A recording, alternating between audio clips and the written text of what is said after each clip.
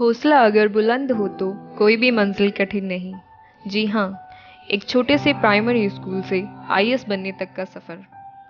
आज हम बात करने जा रहे हैं एक ऐसे शख्सियत के बारे में जिनका नाम डॉक्टर जितेंद्र कुमार सोनी है। ये राजस्थान के एक छोटे से जिले हनुमानगढ़ से हैं। इन्होंने हिंदी माध्यम के साथ आरएस पुरुष वर्ग में सर्वोच्च स्थान एवं पहले प्रयास में ही आईएएस में 29वां स्थान हासिल कर आईएएस अधिकारी बने। आज जयपुर में आरएस में सफल अभ्यर्थियों को सम्मानित करने के उपरांत छात्र छात्राओं को संबोधित करते हुए डॉक्टर जितेंद्र कुमार सोनी, झालावाड़ कलेक्टर। आइए आज सुनते हैं हम उनकी कहानी, उनकी जुबानी। डॉक्टर जितेंद्र कुमार सोनी। बहुत ज़रूरी चीज़ ये है, बहुत ज़रूरी चीज़ जो मैं आप लोगों को कहना चाहता हूँ वो ये है कि सबसे पहले तो आप ये बात सोच लें कि आप यहाँ आए हैं। यह डिसीजन केवल आपका है, यह केवल आपका है। ब्लेम गेम नहीं करना है। ब्लेम गेम इस बात का नहीं करना है कि मैं शादीशुदा हूँ, मेरी पत्नी है, बच्चे हैं, मेरे पे बहुत सारी जिम्मेदारी है। भाई तुम मेरे रूममेट हो, तुम्हें तो कोई दिक्कत नहीं है, तुम तो अनमैरिड हो, तुम्हारे पापा के पास खूब सारा पैसा है, तुम तो इंग्लिश मीडियम स्कूल में पढ़े हो, तुम्हारा बैकग्राउंड बहुत अच्छा है, तुम साइंस स्टूडेंट हो, तुम्हें साइंस वाला पोर्शन अच्छा आता होगा। अगर आप इतनी सारी बातों के साथ तैयारी करना चाहते हैं तो प्लीज ना करें। इसलिए ना करें क्योंकि आपने अपने मन में पहले ही एक पूर्वाग्रह बना रखा है कि मेरे पास इतनी चीजें कम है। यहाँ लड़ाई इस बात से है ही नहीं है। ये जो लोग आपके सामने सिलेक्ट हुए हैं, यह अगर इनमें से कोई या मैं स्वयं ये सोचूं कि मैं जो लोग नाकामयाब हो गए उनसे ज्यादा श्रेष्ठ हूं, नहीं। अगर मैं ऐसा सोचता हूं तो मैं जमीन से 3-4 फीट ऊपर चलना शुरू कर दिया मैंने। लेकिन एक अंतर है, वो अंतर ये है कि ये कामयाब लोग नाकामयाब लोगों की तुलना में विद्वान कितने ज्यादा हैं ये तो पता नहीं, लेकिन कामयाब लोगों और नाकामयाब लोगों में बस एक फर्क है कि इन कामयाब लोगों ने गलतियां अपेक्षाकृत कम की हैं और नाकामयाब ज्यादा करके आ गए हैं। यह गलतियों को कम और ज्यादा करने का अंतर है, विद्वता का अंतर नहीं है। प्लीज इस चीज को आप अपने मन में रखें, इससे बड़ा कॉन्फिडेंस मिलता है। आप सारे लोग, हम सारे लोगों के अंदर कोई ना कोई चीज खास होती है, हमें उस खास चीज को तलाश करना है, उस पे काम करना है। समय का रोना, किसी चीज का रोना प्लीज छोड़ दीजिए। प्लीज इसलिए छोड़ दीजिए क्योंकि आप मान के चलिएगा कि किताबों की दुकान पर जब ढेर सारी किताबें सारे स्टूडेंट्स को वही मिलती हैं। आप जैसे भी आप फरमा रहे थे, आप कह रहे थे कि क्या नहीं पढ़ना है। ये दरअसल मैं इस पे बहुत समर्थन करता हूँ आपकी बात का। मैं आपकी बात को थोड़ा सा ढंग से बताना चाहूंगा। मैं ऐसे बताना चाहूंगा कि आजकल व्हाट्सएप ग्रुप पर ई पेपर सुबह आ जाता है।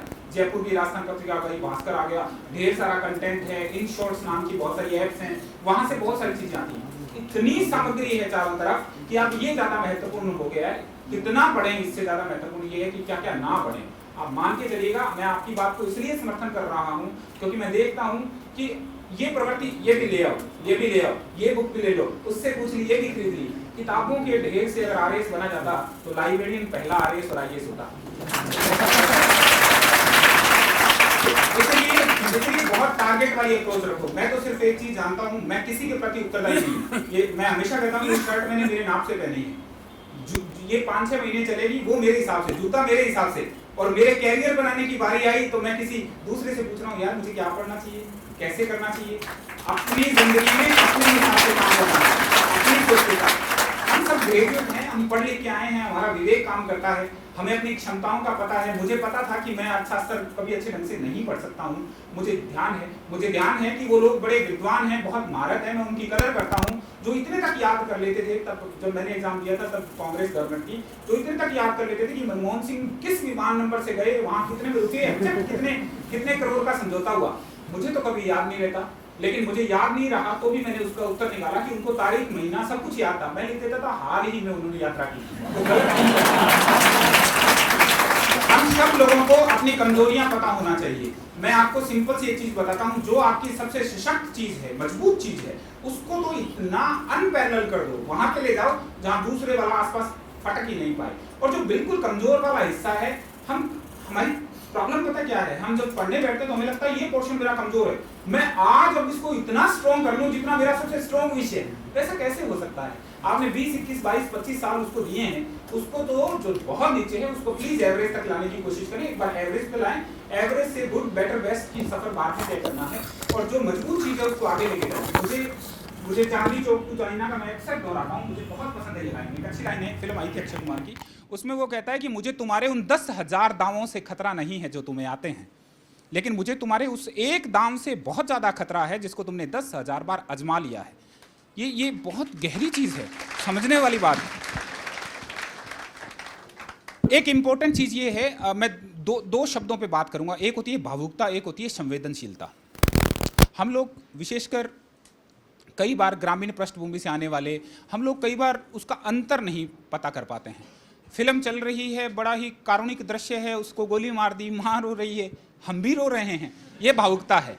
भावुकता को ज़िंदगी में प्लीज़ जगह मत देना। विशेषकर हमारी जो फीमेल एस्पिरेंट्स हैं, मैं आपको भी कहना चाहता हूँ, प्लीज़ इसको कभी जगह मत देना। सेंसिटिविटी को, अपनी संवेदनशीलता को जगह देनी है। संवेदनशीलता क्या है? किसी कतार में अंत में खड़े हुए व्यक्ति के दुख को समझते हुए उस गरीब व्यक्ति के आंसू पहुँचकर उसके चेहरे पे मुस्कान ला सको, ऐसी पीड़ा है, ऐसा दिल है, वो संवेदनशीलता है। तो संवेदनशीलता बहुत ज़रूरी है, बहुत ज़रूरी है, उस पर काम करना है। अब मैंने संवेदनशीलता के साथ साथ एक ताकतवर चीज़ आपको देना चाहता हूँ, वो है जुड़ाव। प्लीज़ आप जब भी यहाँ हो, कभी भी आपको लगे, क्योंकि हम सारे इंसान हैं, मशीन नहीं है जो हमेशा 2+2 का जोड़ एवरेस्ट पे बिठाओ तब भी 4 करेगी, किसी द्वीप में ले जाओ तब भी 4 करेगी, नॉर्थ पोल साउथ पोल कहीं भी जोड़ो 4 बताएगी। लेकिन हम इंसान हैं, बहुत सारी चीज़ें कई बार हम में बदलाव लाती हैं। जब भी आपको लगे कि आप अपने मूल लक्ष्य से भटक रहे हो, मेरा ये बहुत बड़ा फार्मूला है, बहुत आजमाया हुआ तरीका है, जिनसे आप ज़्यादा जुड़े हुए हैं, आपके माता पिता, आपके परिवार के लोग, वो चाहे किसी का भाई हो सकता है, वो किसी की राजेश्वरी नाम की सहेली हो सकती है, किसी के लिए पिता हो सकते हैं जो पीछे बैठे हैं, कोई भी हो सकते हैं, जिनसे आप ज़्यादा जुड़े हैं, प्लीज़ आप उनको अपने सामने रखिएगा। मैं आपको सच बताता हूँ, आप कभी मत सोचना कि आप लोग ये बैठे हो, जब तक आप वो खास वाला काम नहीं करोगे ना, उस पकड़ को नहीं बनाओगे, तो निराशा मिलेगी, और निराशा में आदमी फिर बहाने तलाश करता है। इसलिए झोंकना है आपको, सारी ताकत एक साथ लगानी है। ये वन टाइम का गेम है। हम 130 करोड़ लोगों के अंदर गुमनामी की लाइन को लंबा नहीं करना चाहते हैं। अगर आपको, आप में से किसी को गुमनामी की कतार पसंद हो तो फॉर्म भरिए, ऊपर से तैयारी कीजिए सुपरफिशियली, और उसके बाद ब्लेम देते रहिए। मैं मलाल के साथ नहीं जी सकता हूँ। एक इंसान का हाथ नहीं है, कटा हुआ है, वो जिंदगी को जी लेगा कि मेरा हाथ नहीं है। इंसान के लिए जीना तब कठिन नहीं है जब उसके हाथ पैर नहीं हो। इंसान के लिए जीना तब बहुत कठिन हो जाता है जब उसके पास मलाल हो, अफसोस कि यार मैं सिलेक्ट हो जाता। 10 साल बाद किसी दूसरे को देख रहा है, 12 साल बाद देख रहा है, 15 साल बाद देख रहा है, बच्चे स्कूल जा रहे हैं, वो अपनी अलमारी देख रहा है, या महिला है अपना संदूक बॉक्स किसी चीज़ में निकाल के अपनी पुरानी मार्कशीट देख रही है, उसके सामने प्रवेश पत्र सामने आ रहा है कि RAS प्री का पेपर था, वहाँ गई थी मैं, या मैं वहाँ गया था। ये जो मलाल है, ये मलाल मार डालता है। इसलिए अफसोस को अपने पास मत आने दो, झोंक दो पूरा का पूरा कि वन टाइम सिलेक्ट होकर मुझे दिखाना है। मैं प्रयास की बात नहीं कर रहा, मैं झोंकने की बात कर रहा हूँ। सुबह का पिया हुआ चाय का गिलास, दोपहर का लंच या डिनर, अगर यही ज़िंदगी है तो फिर सारे लोग एक जैसी जी रहे हो। लेकिन फिर इसमें और इसमें कुछ तो फ़र्क है। हमें उस फ़र्क की तलाश करनी है, और उस फ़र्क की तलाश करने के लिए अपनी क्षमताओं को पहचानना है और निरंतर लगे रहना है। निरंतर लगे रहना बहुत ज़रूरी है। समय के साथ मूल्यांकन मत कीजिएगा कि मैं 8 घंटे पढ़ूंगा, 10 घंटे पढ़ूंगा तभी आपका सिलेक्शन होगा। सिलेक्शन का कोई इनसे सीधा सीधा कॉरिलेशन नहीं है। इसलिए जो समय आपको मिलता है उसमें आप पढ़ें, आशावादी बने रहें। निराश व्यक्ति के लिए सारे दरवाजे बंद हो जाते हैं। आप अच्छा सोचें, मुझे कभी दिक्कत नहीं होती है। जब मैंने इवन RAS का एग्ज़ाम दिया था तो तब भी कोर्ट में स्टे लग गया, क्योंकि आजकल आपको मालूम है कि ह्यूमैनिटेरियन ग्राउंड पर और थोड़े से किसी टेक्निकल ग्राउंड पर कोई भी आदमी कोर्ट में जाता है, उसको डेफिनेटली अगर उसका पक्ष हमारे माननीय न्यायाधीशों को ठीक लगता है तो एक बार तो वैकेंसी पे स्टे आ जाता है या प्रोसेस पे स्टे लग जाता है। पेशेंस तो इसमें रखना पड़ेगा, और इसके लिए हम किसी को दोष नहीं देना चाहते हैं, किसी को दोष नहीं देना चाहते हैं। अभी ये कतार से उधर का और इधर का फ़र्क है। मेज़ के दूसरी पार बैठे हो अभी आप, जब आप इस पार आओगे तब आपको लगेगा कि बहुत सारी चीज़ें ऐसी हैं। आजकल एक्सपेक्टेशन बहुत बढ़ गई है। मैं आपको ये बात इसलिए बता रहा हूँ ताकि आपके दिमाग में ये सावचेती आ जाए, आपको पता लग जाए कि हर बार जब आप RPSC का रोना रोते हो वो इतना ईजी नहीं है। आजकल गली में किसी के घर के आगे कुत्ता मर जाता है ना, पहले वो एप्लीकेशन दे के आता है 5 किलोमीटर दूर जाके कि साहब मेरी गली में कुत्ता मरा हुआ है। इन केस उस एप्लीकेशन पे गौर नहीं हुआ, 5वें 7वें दिन RTA लगाता है कि मेरी एप्लीकेशन पे क्या हुआ। फिर 10वें 15वें दिन धरना देने जाता है, तब तक कुत्ता तो गल चुका है, मिट्टी में मिल चुका है, उसका पता ही नहीं है।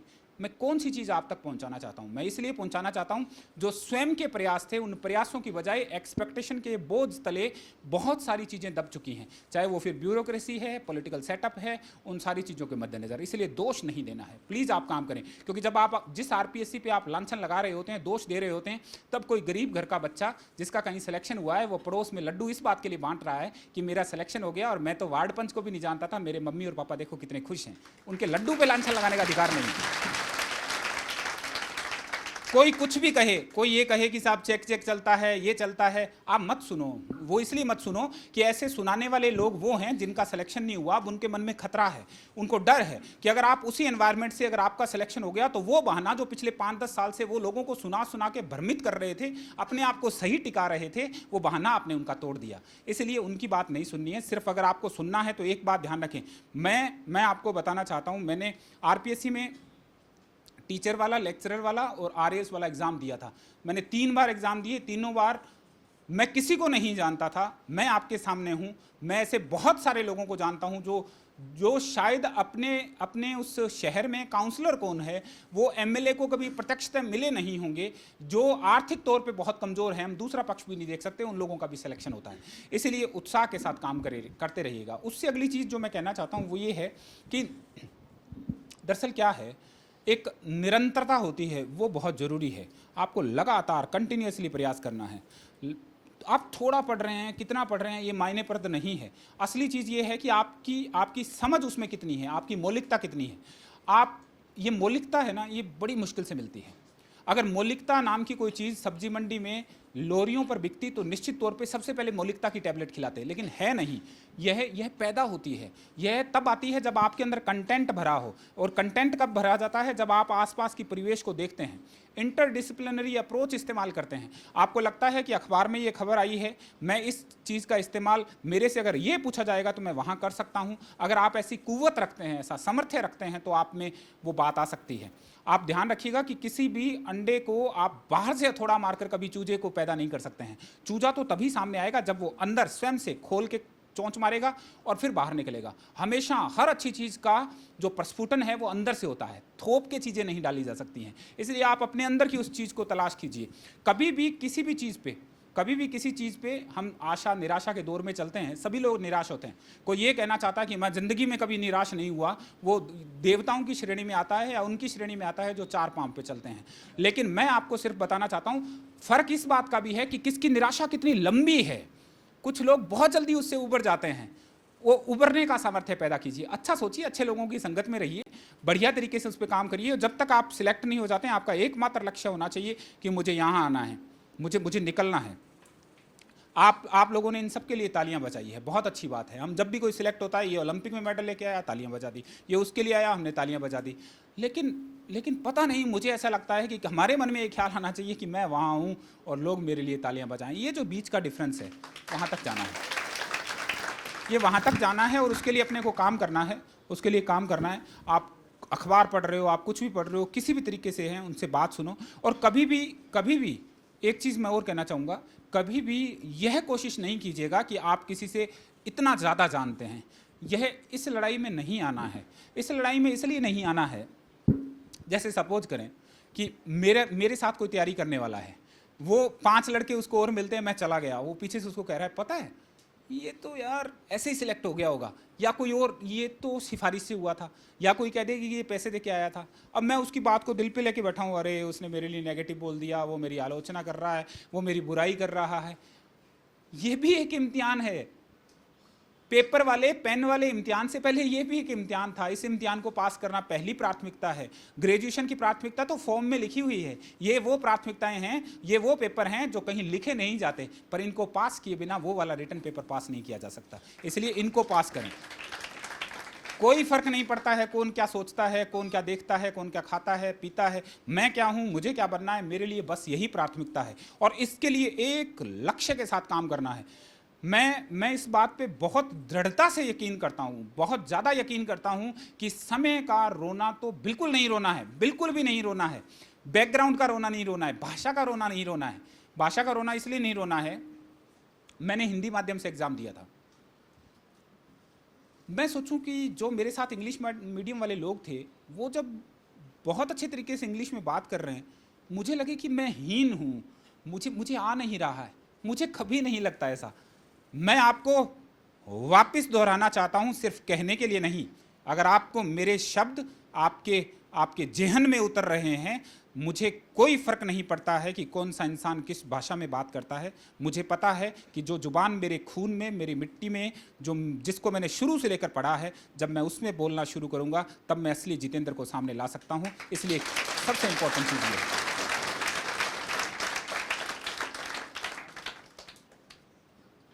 आप मान के चलिएगा, बनावटीपन को आप बहुत लंबा नहीं कर सकते हैं।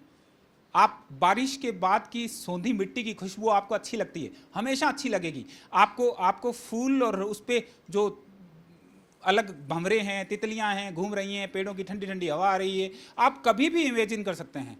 लेकिन आपको रेडीमेड और चिपकाई हुई मुस्कान, चाहे वो किसी रिसेप्शनिस्ट की क्यों नहीं हो, बहुत लंबे समय तक आपको बांध नहीं सकती है। मैं वापस उस चीज़ पे आना चाहता हूँ। मैं ये कहना चाहता हूँ कि आपका जो जुड़ाव है वो बहुत प्राकृतिक, बहुत मौलिक होना चाहिए। हम जैसे अंदर से हैं वैसे बाहर से रहें।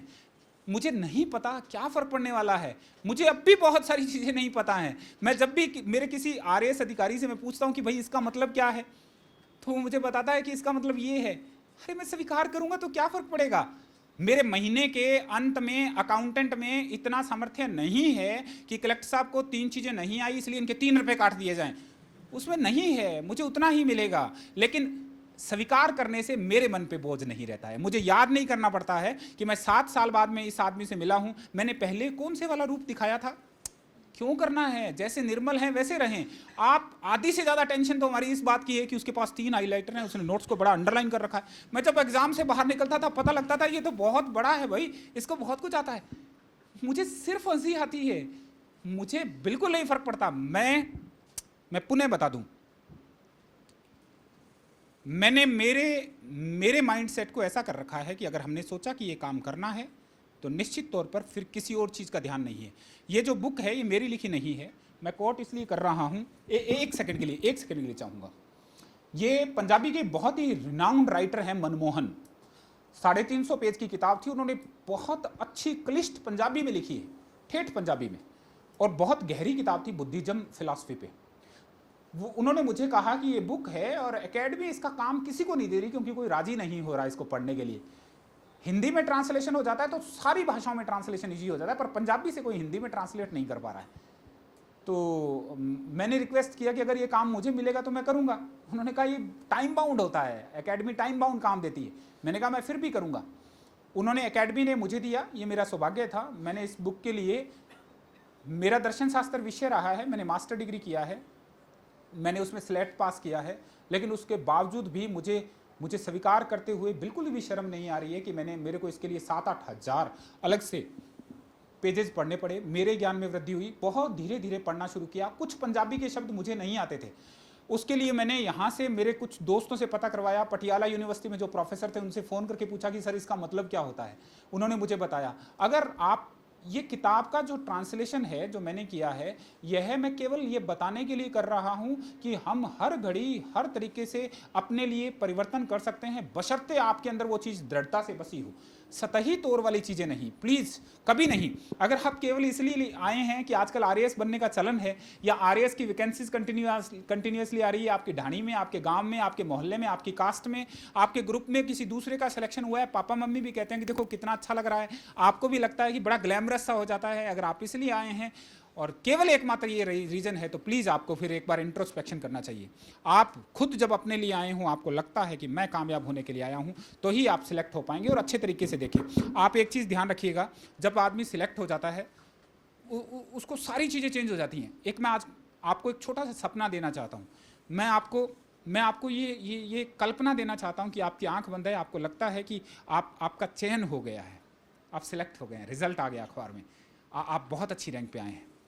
आप जब सिलेक्ट हो जाते हैं और आप अपने मम्मी पापा से मिलते हैं, आपके पिता से मिलते हैं, आप अपने पिता को जब ऐसे बिल्कुल मिलेंगे, सीने से लगाएंगे, आप अपनी माँ से मिलेंगे, एक बार इमेजिन करके देखें कि उनकी जो खुशी है, उनकी आंख से अगर हल्का सा टप पे आंसू भी गिरेगा ना, तो दुनिया के हजारों प्रमाण पत्रों और मेडल से ज़्यादा बड़ा होगा। और वहाँ तक बात करनी है।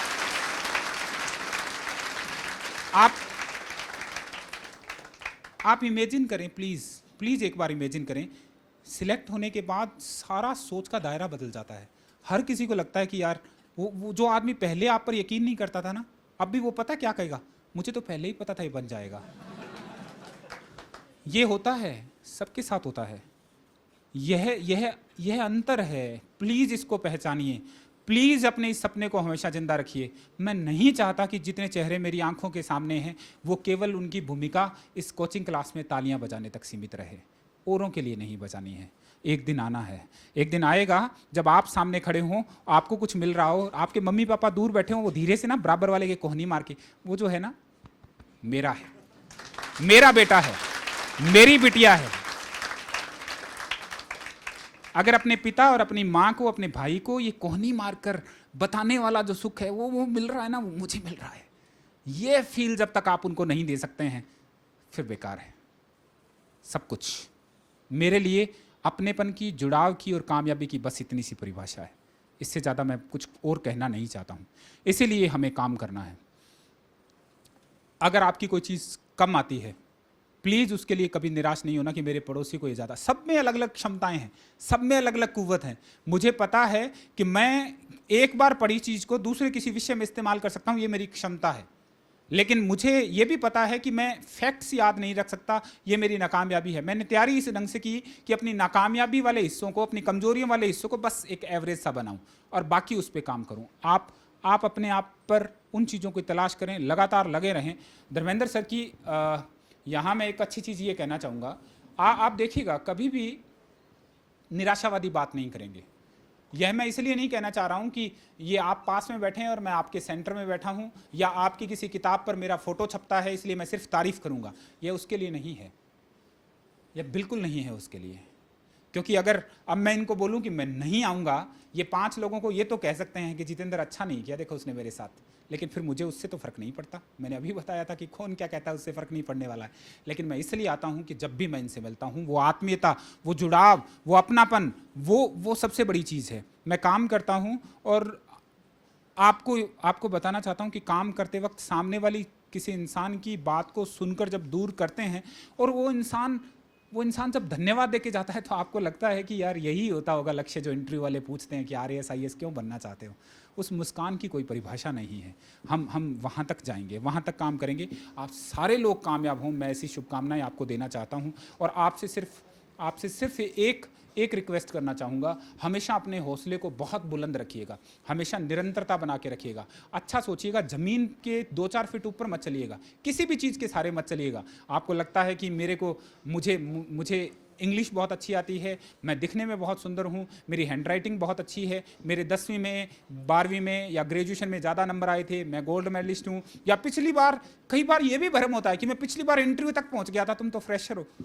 मतलब किसी तरीके का भ्रम नहीं रखना है, क्योंकि ज़मीन से जो 2-4 फीट ऊपर चलते हैं उनके लिए मैं हमेशा कहता हूँ, आपने पहले भी सुना होगा कि हम पतंग की तरह नहीं बनना चाहते। ये पतंग उड़कर जितनी ऊंची जाती है, जितनी भी ऊंची जाएगी, फिर इसके नसीब में 2 बातें लिख दी जाएंगी, या तो ये कट कर नीचे आएगी या लुट कर नीचे आएगी। और मुझे नहीं लगता कि किसी की ज़िंदगी में कट कर नीचे आना और लुट कर नीचे आना अच्छा होता है। इसलिए ज़मीन पर रह के काम कीजिएगा अच्छे तरीके से।